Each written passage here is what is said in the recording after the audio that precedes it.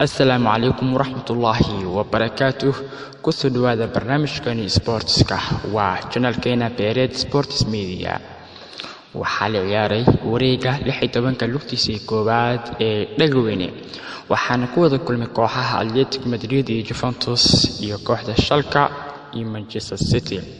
أتلتيك مدريد ayaa 2-0 ku dirtay kooxda Juventus kadib markii goolasha ay ka galhashay Gimenez iyo Godin. Captain Godin ayaana qoosay kooxda Juventus kadib markii uu daqiiqadii ugu dambeeyay oo gool uu qoosiyay.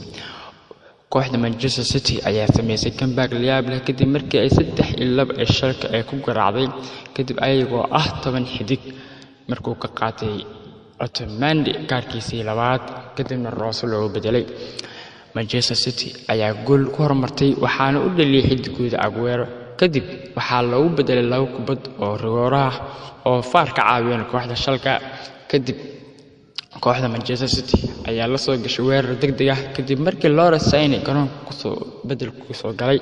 Leroy Sane ayaa niyad u soo celiyay kooxda Manchester City markii mareysay daqiiqadii 85aad oo gool ugu dhaliyay 2-2 oo ka dhigay kubadda.